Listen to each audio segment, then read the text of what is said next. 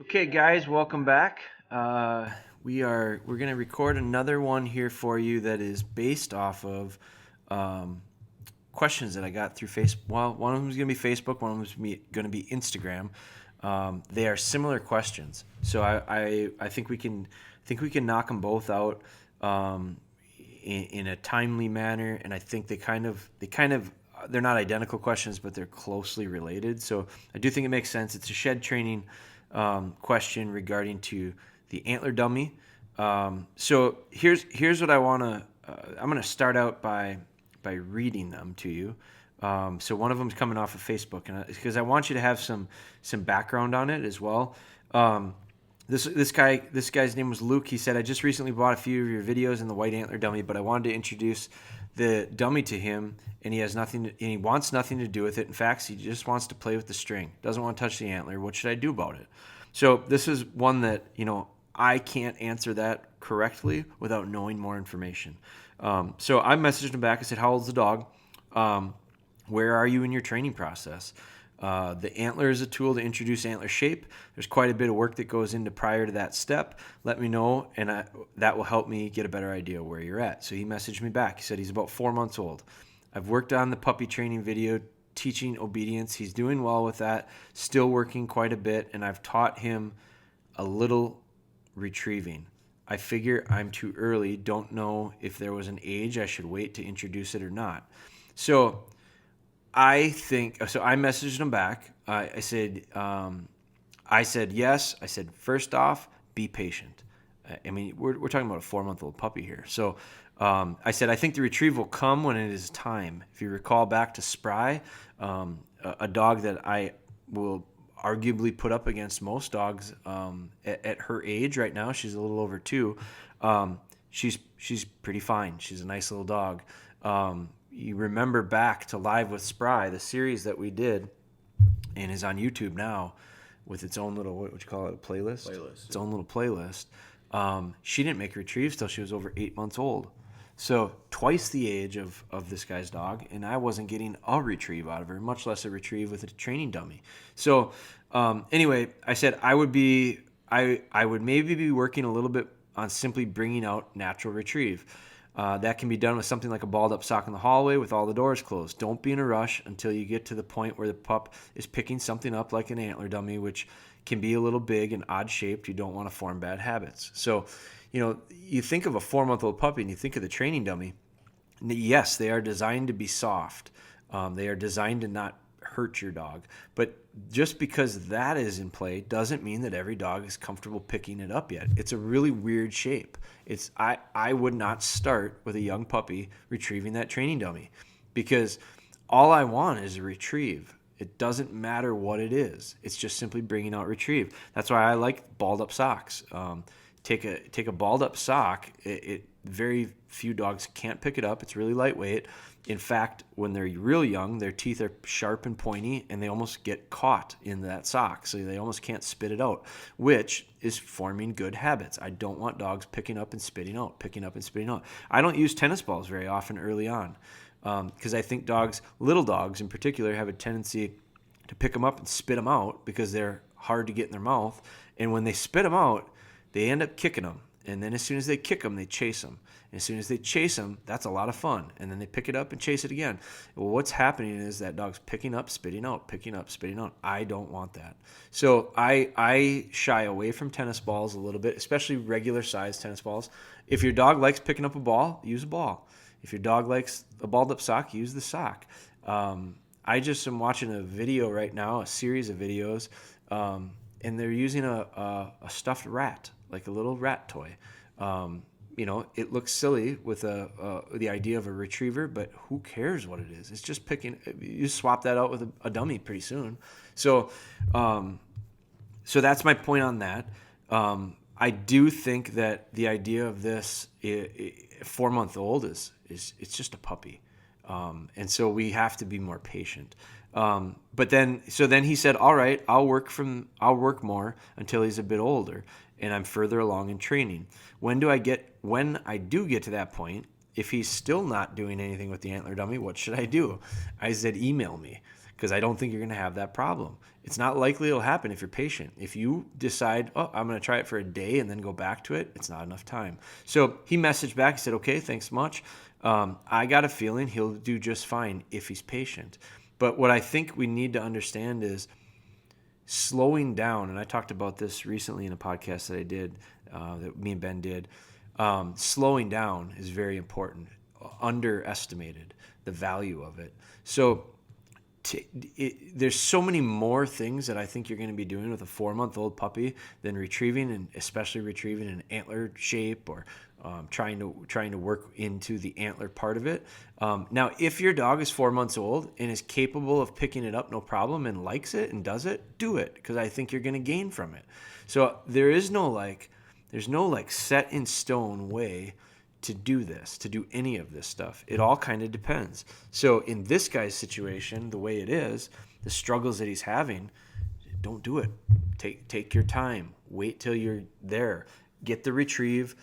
Form the habit of the natural delivery. Do it with something else until you get to the point where you can start working in on that antler shape. So that's the answer there. Now here's the second question that I got. This was an Instagram. So this will give you some context back as well. This was about a month and a half ago. Guy messaged me, said, I'm getting a poodle pointer in the next few weeks. I want to go balls to the wall with it. Are you available for a quick chat in the near future? I can ask some questions on the videos before I buy one. I said, sure, gave him my number. Just leave me a voicemail if I miss you. So he messaged me back. Let's see. He messaged me back. I ended up talking with him on the phone. So then he messaged me back. Now, so like you start reading this, you read right into this in the very beginning. You got a poodle pointer, want to go balls to the wall with. Like, slow down. I can tell already we're going to have a little bit of an issue, right? It's just something that we lack patience. So now we had a conversation. It was a real good conversation. This is a really good guy. So then he sends me a message back. This came on Monday. A couple days ago. It says, pup is making consistent retrieves with the rubber antler. She loves it. Okay, so that's great. It's the opposite of what Luke had for an issue with his 4-month-old puppy. Now, I don't know how old this puppy, I do know how old this puppy is. I'm going to read it in a minute. So, let's see. She doesn't seem to have much interest in a real antler, in the real thing. Finally, today, she picked up a little shed, a little smaller than your product that you sell. She brought it back to me all excited, rolled on it, and yelped. She's 11 weeks old. Should I stay away from the real antlers until she gets a little larger? So I read that to my wife last night, and I went, oh, you don't know how many times I hear this. I hear it often. I hear the idea of poked with an antler, jabbed with an antler, tripped on an antler, rolled on the antler, doesn't like it, yipped, doesn't like it, doesn't want to have anything to do with it. You imagine if something pokes you and jabs you. You going to go walk back to it? No, you're going to avoid it, right? So I see this often. Now, what's super glaring and alarming to me, 11 weeks old. So first off, you do things with these little dogs, you run the risk of putting some really bad things into their minds early on that are real hard to get over that hurdle down the road. So I think, first off, I go, man, I wish I could have backed you up a little bit and said, my message back to him was, I spend the first 12 to 18 months,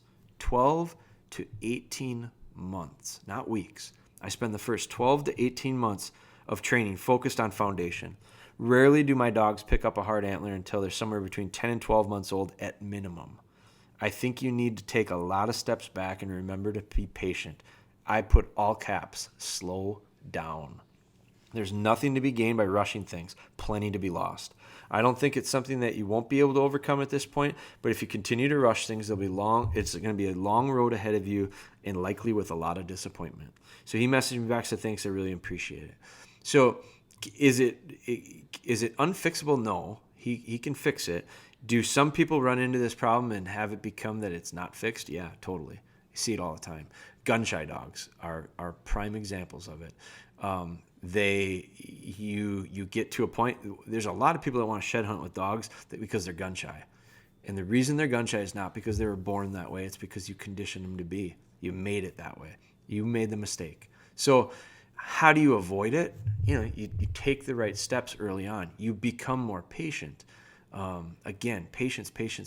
But so with this, so it's an antler. It's a training dummy question. This dog loves a training dummy at 11 weeks.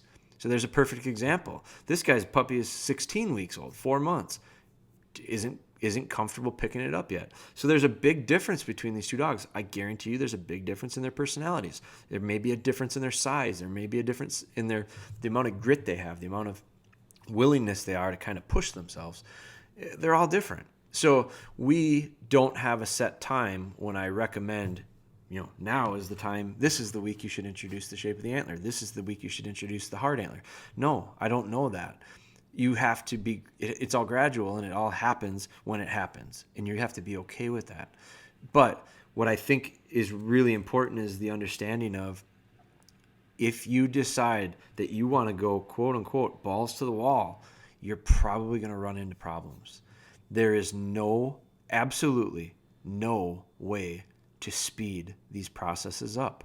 You can't. You can, you'll have problems. So if you decide, or if you get this mentality and adapt this mentality that you're not going to rush it, instead of thinking I want to go balls to the wall, say I am going to take a long, slow road to developing them. Well, that's not as fun. That's not as exciting. It's not what most people want to do. It's what you have to do, in my opinion, if you want to have a solid dog consistently.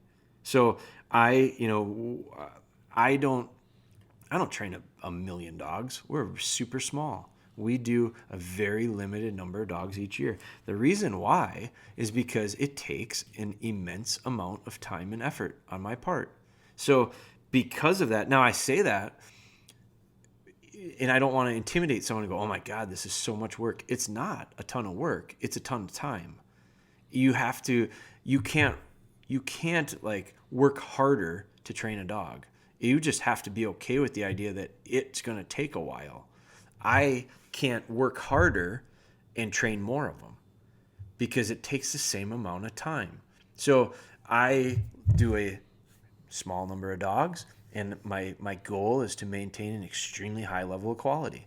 And so by me doing it myself, that's the only way I can do it. So what I think you need to understand is it's okay to take a while. Like I've got dogs right now that are, man, they're really nice. I'm just real happy with them. They've had not a ton of work. I mean, I've been extremely consistent with them. I've not necessarily put a ton of hours into them to this point because I've had clients' dogs, and these are dogs that are my own, or my family's. So they're kind of secondary. They always turn out well. And I think I can say that is because the reason I think I can say that is because they turn out well because I'm forced to slow down with them. They just don't go as fast as everything else because everything else comes first. They're second always. And they always turn out well. Now they might turn out really well a little bit older. Ellie is almost, I think she's going to be 4. She's going to be 4 this summer. Spry just turned 2 in December. Well, just turned 2 in December. I mean, that was almost a half a year ago. So it's crazy, to think how quickly things can go. But I look at her and I go, she just turned 2. 2 years old to me is the first year I'll probably put her in the field. I mean, I will put her in the field this year. Ellie's first year in the field was last year. She was 3. She was almost 3. She had just turned 3. So, but I think if anyone who has had a chance, we've done workshops, and a lot of people have handled my dogs during the workshops. And the reason is because workshops are foundational, and young dogs that come with inexperienced handlers aren't always capable of doing everything we do in the workshop. And that makes sense. If they could, they probably don't need to come to the workshop. But when they come, You can't check out just because your dog can't do something or isn't to the point of doing certain things. You just handle our dogs. So what I think is important is people need to get the feel of what it should feel like. So they're using some of these dogs of mine that are in training. I think it's, if anyone knows the dogs that I have here, I think most will agree they're pretty nice. It just took me a while to get to where I am in the field with them. It did not take me this long to get them to behave well. That has happened since day one. So the habits that allow us to do the fun, this shed hunting thing, the picking up the hard antlers, the reason my dogs do it and they do it well is because we developed the foundation first. We built off of that foundation, which allowed us to do the more fun field things. Without the foundation part, starting at the top, the top would be hunting or doing the antlers or doing the stuff that's fun. You start up at the top, you'll tip over, guaranteed. So you have to have this understanding that it starts in the beginning and it builds from there. And if you want to rush the beginning, you're going to have really, really disappointing results in the end. Disappointing, big time. So that's it, man. There's 2 questions for this, and they were both antler related, and they both had to do with training dummies.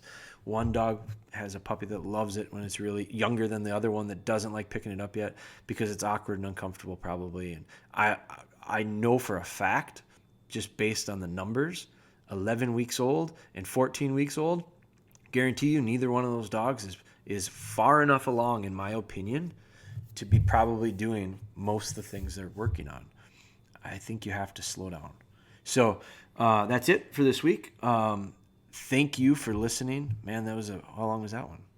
17. That one's even shorter. But I don't think I don't want to fill time just to fill time. I think that these little quick hitters like this are valuable because they're points that a lot of people are probably going to be struggling with at some point, whether they have it right now or they're going to see it down the road or whatever the case may be. But I think there's so many little questions like this that have 17-minute answer isn't the fastest answer either. So it's probably worthwhile, I think, to be sharing them. So we're gonna do more. Continue to please send those to us. Make a note if you would. If you do send a message, Instagram or Facebook, make a note in there if you're thinking it's kind of a podcast type question. Mention it because it makes it a lot easier for me to search it then and kind of earmark it. So if you think that it fits, otherwise, don't hesitate to send messages. I can answer them other ways as well. But these are always nice. These are always nice because I think there's a ton of them out there, and I think it's an easy way for me to directly help certain people and probably indirectly help a lot more that are listening. So thank you for listening again. If you're a subscriber, I appreciate it. If you're not, maybe think about subscribing and sharing with someone that you think these might help. And if you would give us a chance, if you would take the time to give us a rating, that would be greatly appreciated as well. Other than that, we'll talk with you guys next. We've got a whole bunch of things in the works, and we'll continue to share those with you. But thanks again, and we'll talk with you soon.